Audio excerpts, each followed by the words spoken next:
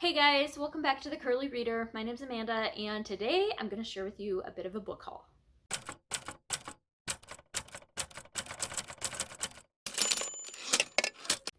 Alright, so it is library book sale season in this neck of the woods, and I've been to 3 so far, and I think that that's about all I'm going to be able to make it to for this season. Typically our libraries here do them in the fall and in the spring, and so around March time we will be doing them again. But yeah, I've collected quite the accumulation here. So the bulk of these books all came from library book sales. I do have a couple of books to share with you that did not come from library book sales, so I'm going to get those out of the way first, and then we'll kind of get into the treasures that I have been able to find otherwise. The first book that I want to share with you is actually one that I pre-ordered, and that is Kaleidoscope by Brian Selznick. This is a new middle grade book that he came out with. It is significantly shorter than his other books. I was really excited for this, and I actually started reading it, and it might be a DNF for me.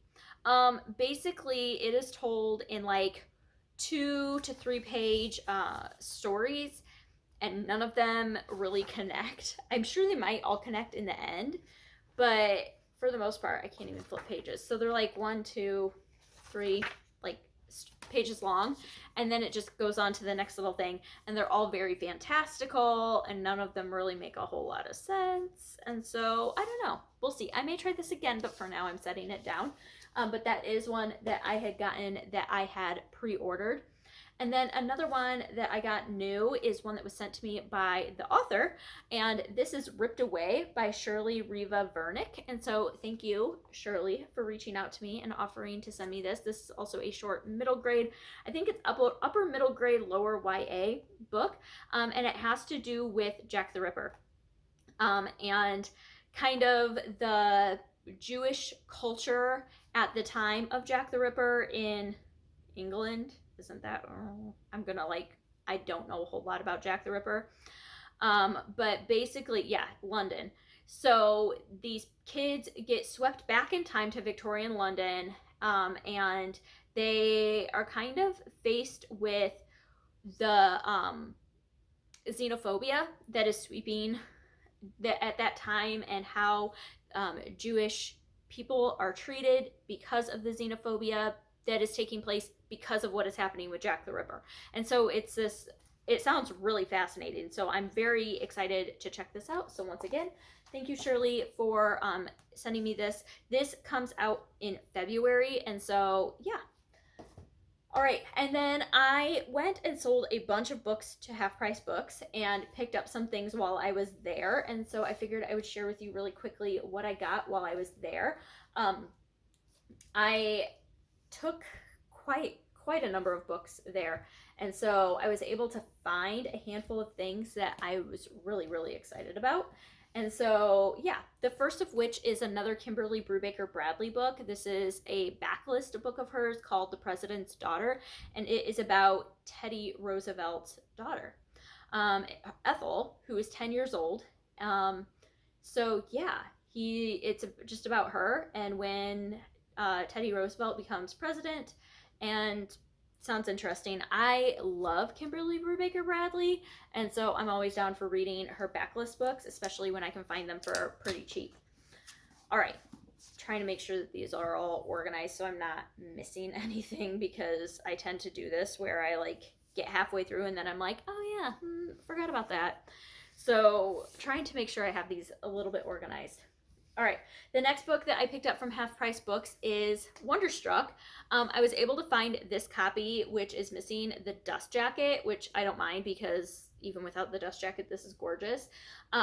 This was on clearance for $3, and then I went over and I saw that they had one with the dust jacket on it that they were selling for $15, and I'm like, I'll take the $3 copy, thanks. But this is another Brian Selznick book. This is actually, I think, my favorite of his books. And this is one of his books that is told, it's like full page picture illustrations, and then see if I can get to a part where it's like print. And in this book specifically, you're following 2 different timelines, and you're following 2 different characters, both who are, one is hard of hearing and one is deaf. and one of the storylines is told only in the pictures and one is told only in the words, and it's really, really, really good. So I've been wanting this for my shelves, so I was excited to find that on clearance for $3 there. Another one that I found is Pictures of Hollis Woods by Patricia Riley Giff.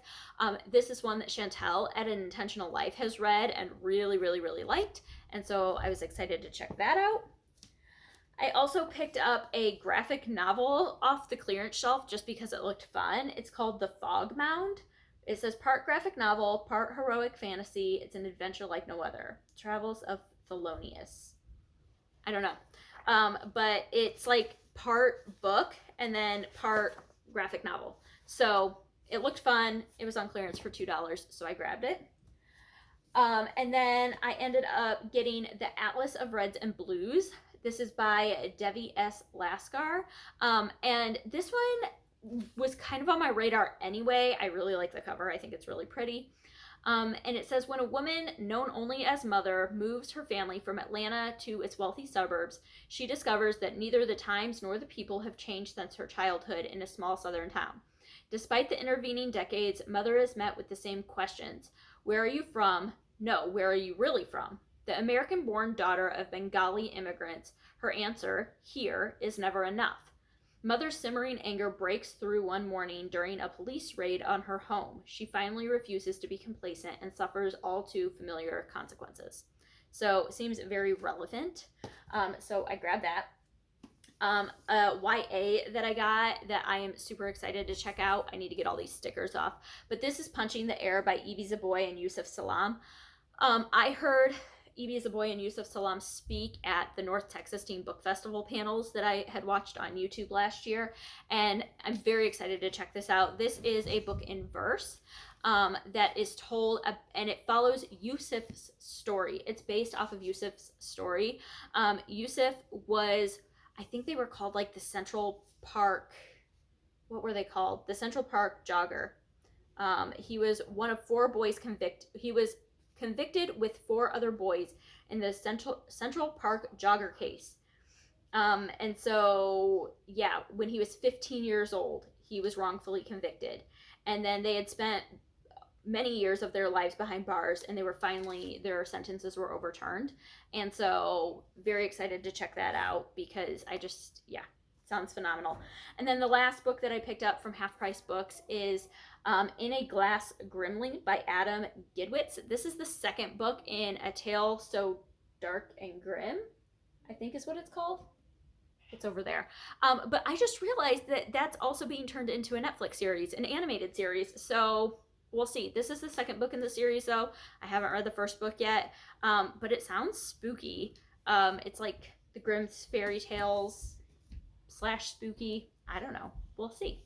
All right, and then another one that I bought new, I got Steeped in Stories by Mitali Perkins, Timeless Children's Novels to Refresh Our Tired Souls. So this is a nonfiction book that I am super excited to check out. I ended up buying this off of, is it bookshop.org, I believe is the website.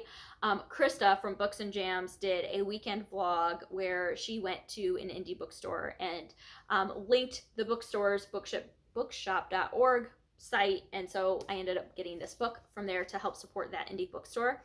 And it basically is just about the stories that we read as children and how they shape our lives. And so the author goes through novels. It says she delves into novels by Louisa May Alcott, C.S. Lewis, Ellen Montgomery, Frances Hodgson Burnett, and other literary uncles and aunts that illuminate the virtuous, abundant life we still desire. These novels are not perfect, and Perkins honestly assesses their critical frailties and flaws related to race, culture, and power. Yet reading or rereading these books as adults can help us build virtue, unmask our vices, and restore our hope. And so I am so excited to check this out. Because, yeah, it goes through Ellen Montgomery. Okay, so she talks about Anne of Green Gables, Heidi, Emily of Deep Valley by Maud Hart Lovelace, The Hobbit, Little Women, A Little Princess, and The Silver Chair. And so, yeah, so excited. Like, so excited. Definitely going to be reading that for Nonfiction November coming up, for sure. All right, and then on to the bulk of this haul. The rest of everything here is stuff that I have hauled from library book sales over the past couple of weeks. So I'm going to try to organize this. We'll do middle grade and then YA and then adult books, but I was able to get my son a couple of really cheap things for like 50 cents. So we got him a book about machines, we got a Transformers puzzle, we got a book about dinosaurs that makes noises that he got for 50 cents that he is like thrilled to pieces about. Like if I would have bought this new, it would have been $13. So definitely check out library book sales for kids books for sure. All right, and then on to middle grade. So the first book I got is Night Books by J.A. White. This is one that Keisha at A Book Like You has talked about extensively. Keisha really likes spooky middle grade. I'm not as into spooky middle grade, but I'm down for something fun. And so I think this is a retelling of, am I going to be able to think of it? I don't remember. It's a retelling of something. I know that. I just don't remember which book it is a retelling of. So yeah, if you know, let me know. All right, I also picked up a copy of the Betsy Tacy Treasury. I actually have a copy of this, but it's not as floppy. I like this floppy version better, and this was 50 cents because it was a children's book. And so this has the first 4 books of the Betsy Tacy series in it. Betsy Tacy, Betsy Tacy and Tib, Betsy and Tacy Go Over the Big Hill, and Betsy and Tacy Go Downtown. I read the first like 8 books in this series, something like that, a couple years ago during a read-along. And so I'm so excited to have this on my shelves and to have the floppy version. So I got that. I also picked up Anya and the Dragon by Sophia Pasternak. This looks like brand new hardcover book. And this is a fantasy, and I don't really know anything else about it. Don't stand out. That's what Anya's babushka has always told her. Keep to yourself. But the family's about to lose their home, and Anya isn't about to stand around and do nothing. Her best option is working with the Tsar's henchmen, who offer an easy bargain, money in exchange for helping them capture a dragon, which Anya isn't even sure exists. But like even, oh my goodness, I don't even think you can see this. This description, it goes from like blue to green. It's so pretty. So yeah, pick that up real quick because that has been on my TBR and it looked like fun.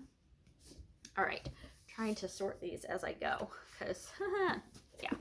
All right, I also actually, this came from a thrift store. I actually went back. The last thrift with me video that I did, somebody had mentioned this, and so they're like, oh, have you read that book? I saw that on the shelves. It's really good. You should go get it.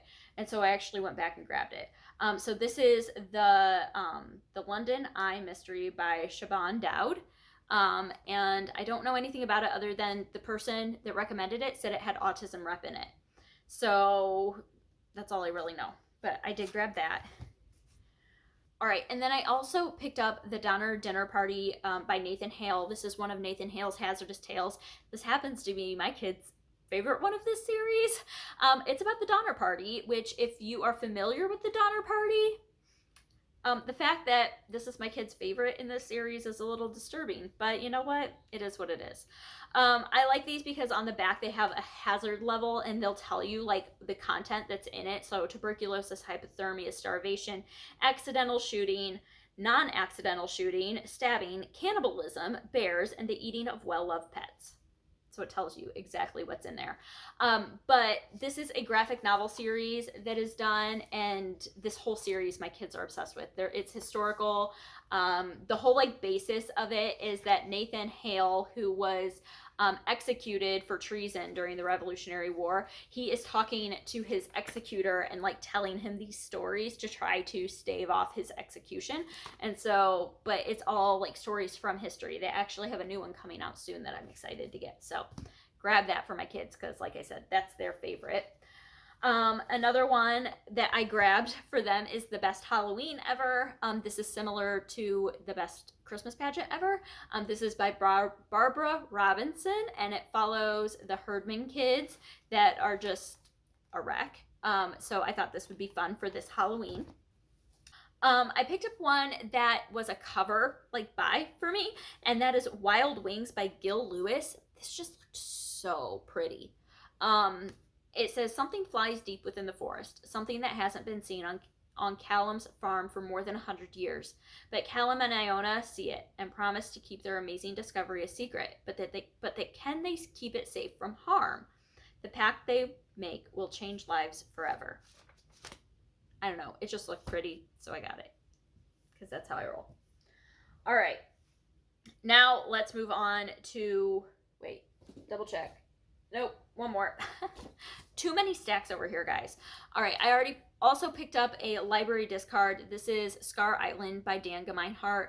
This is the same author as The Remarkable Journey of Coyote Sunrise, which I loved. And so I just kind of pick up anything by him now. I don't really know what this is about, but it's really cool looking. And it has different letters home. I don't know. They've broken out, but can they break free? Jonathan Grisby is the newest arrival at the Slabhenge Reformatory School, that was hard to say, for troubled boys. Despite the name, Slabhenge is more like a prison than a school, an ancient crumbling fortress of gray stone. Okay. Because Jonathan has done something terrible, he's willing to accept whatever punishment he has coming. But just as he's getting used to the new situation, a freak accident leaves the troubled boys without any adult supervision. Suddenly, the kids are free with an entire island to themselves. But freedom brings unexpected danger, and if Jonathan can't come to terms with the sins of his past and lead his new friends to safety, then every boy on the island is doomed. That might be a good Halloween read, too. All right, let's move on to YA. So I did pick up a couple of different YA books. The first of which is Three Dark Crowns by Kendara Blake. This is one that has been around for a long time. It is about three queens who are all equal heirs to the throne, and they each possess a different type of magic, and then it's kind of a fight to the death, and the last one standing wins, I guess. I don't know. I've heard really good things about this series, and I found this in almost brand new condition at the library book sale, so I grabbed it. I also grabbed a paperback copy of Darker Shade of Magic and A Gathering of Shadows. They only had these two. They didn't have the last one, but I grabbed these. I had a hardback library cast-off of this, and so I just swapped it out for this because I would rather have the paperbacks. These are by V.E. Schwab, and they are fantasy YA books that have to do with like multiple different Londons. Some of them have magic, some of them don't. So was interested in checking that out. And I think those are the only YA books that I had. This one, I guess you might be able to consider YA. This is a graphic novel. It's by Amy Kurzweil. It's called Flying Couch, a graphic memoir. And it's just this huge graphic novel, and it tells the story of three unforgettable women. It says she weaves her own coming of age as a young Jewish artist into the narrative of her mother, a psychologist, and Bubby, her grandmother, a World War II survivor who escaped from the Warsaw Ghetto by disguising herself as a Gentile. So it's like a three-generational coming of age thing. So I went ahead and grabbed that because it was like $1. All right. Now let's get on to the bulk of this, which is my adult picks. So the first one I got is The Trader's Wife by Alison Pataki. This is about Benedict Arnold and his wife, Peggy Shippen, and yeah, excited to check that out. I also was actually able to find 2 Jamie Jo Wright books, which Chantel, once again, she talks about Jamie Jo Wright a lot, and so I figured I would check these out. I think they're Christian fiction, Christian suspense. It says romantic suspense on them, so I don't know, but I was able to get The House on Foster Hill and The Curse of Misty Wayfair for like 50 cents, $1 each, something like that. So I figured I would check these out. Those would be good fall reads as well. I also was able to pick up a couple of Michael Crichton books. I know there is a big group of people reading Jurassic Park. I read Jurassic Park and The Lost World last year. Love them. One of my favorite books is Timeline by Michael Crichton, and those are the only Michael Crichtons I've read, and I loved them, minus The Lost World. that was not as good. But I really, really love them. So I went ahead and grabbed 2 more. I have Pray and Next. I like this one. It's large print, but it's floppy. And I don't even care that it's large print because I'm getting older and the eyesight's going. But yeah, I don't even know what these are about. I think Next has to do with genetics. And Pray has to do with like a big... It says, in the Nevada desert, an experiment has gone horribly wrong. A cloud of nanoparticles, microrobots, has escaped from the laboratory. This cloud is self-sustaining and self-reproducing. It's intelligent and learns from experience. For all practical purposes, it's alive. It's been programmed as a predator, and every attempt to destroy it has failed, and we are the prey. So we'll see. But I have those 2 Michael Crichtons now to add to my list to check out. All right, and then I also picked up another thriller. I got Turn of the Key by Ruth Ware. This is one that was really, really hyped last year, I think. I don't remember. But it has to do with like a smart house and something that's like not right in the smart house, I believe, if I'm remembering right. I also, let's see, I have a bunch of historical fiction here, but all right, so I got Miss Benson's Beetle by Rachel Joyce. This just looks so much fun. I don't even know. 1950s, London is still reeling from World War II. Marjorie Brown, a school teacher and a spinster, is trying to get through, surviving on scraps. One day she reaches her breaking point, abandoning her job and small existence to set out on an expedition to the other side of the world in search of her childhood obsession, an insect that may or may not exist. The golden beetle of New Caledonia. While she advertises for an assistant to accompany her, the woman she ends up with is the last person she had in mind. Fun-loving Enid Pretty, in her tight-fitting pink suit and pom-pom sandals, seems to attract trouble wherever she goes. But together, these 2 British women find themselves drawn into a cross-ocean adventure that exceeds all expectations and delivers something neither of them expected to find: the transformative power of friendship. So, I don't know. It sounded fun. And the cover is amazing. All right. I have Secrets of Midwives. The Secrets of Midwives by Sally Hepworth. This has actually been on my... This is one of the oldest books on my Goodreads TBR. So I ended up getting it. It's about a 3rd-generation midwife who is determined to keep the details surrounding her own pregnancy, including the identity of the baby's father, hidden from her family and co-workers for as long as possible. That's all I really know. So check that one out. All right, I got another Amy Harmon book. I got From Sand and Ash, which I've heard really good things about, but I have no idea what it's about. It's set in Italy in 1943. Germany occupies much of the country, placing the Jewish population in grave danger. As children, Eva Rosselli and Angelo Bianco were raised like family, but divided by circumstance and religion. As the years go by, the 2 find themselves falling in love, but the church calls to Angelo, and despite his deep feelings for Eva, he chooses the priesthood. Now, more than a decade later, Angelo is a Catholic priest, and Eva is a woman with nowhere to turn.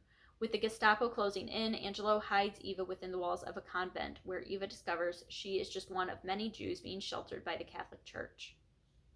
That sounds amazing. All right, I got The Other Einstein by Marie Benedict. This has to do with Einstein's wife. It's set in 1896, and it says the extraordinarily gifted Maliva, or Mitza Merrick, is the only woman studying physics in an elite school in Zurich. For her, science seems like an easier path than marriage until she falls in love with fellow student Albert Einstein. So it has to do with that. I also got A Wellbehaved Woman. It says a novel of the Vanderbilts by Therese Ann Fowler. So yeah, this is just about a young woman named Alva who became the force behind one of the most influential dynasties of New York's Gilded Age. It starts after the Civil War. So yeah, we'll see. And then I got The Orphan Collector by Ellen Marie Wiseman. Ellen Marie Wiseman is an author that I just think is amazing. This is set in the fall of 1918. I said that wrong. 1918, and it has to do with 13-year-old German immigrant Pia Lange. And it says that she longs to be far from Philadelphia's overcrowded streets, and from the anti-German sentiment that compelled her father to enlist in the U.S. Army. So yeah, it's just set during that time in Philadelphia, so probably has to do with the Spanish flu also. We'll see. And then I think, let me double check this, guys. I think I'm down to my last two, which are both classics. So the first one I got is this really, really, really pretty copy of Alice in Wonderland. I have at least one copy of Alice in Wonderland. I might have multiple copies of Alice in Wonderland. But this is Alice in Wonderland and Through the Looking Glass. And I love this foiling, the leather bound. It's illustrated. It's got the original illustrations in it. It says, let's see, when was this one bound? See if I can find it. Probably not. Nope. It does not say. So I don't know. But it's really pretty and I really, really like it. So I got that. And then the last one I have here is another classic, and that is I Capture the Castle by Dodie Smith. This is one that a bunch of people read last year. Ooh, it has a newspaper clipping in it. Wait, what is this? The main thing the publishing world learned from a group of loyal fans who wanted a favorite book back in print. Don't mess with damsels in distress. It has the picture of the book. What is this? St. Paul Pioneer Press. When was this printed? I don't even know. It has a whole news article in it. Like, how flippin' cool is that? I don't know. Anyway, I don't even really know what this is about, but I know a lot of people read it last year and really, really liked it, so I got it. That's it. Those are all the books. I'm not going to count them because there's a lot. I need to put them on my shelves, and I'm really, really, really excited to read a lot of these. So yeah, if you've read any of these, let me know which ones I should prioritize, which ones you recommend. If there's any new to you here that you've never seen before, do any of them interest you now? Let me know that too. And yeah, other than that, I hope that you enjoyed this, and I hope that you stick around and subscribe. And until next time, see ya.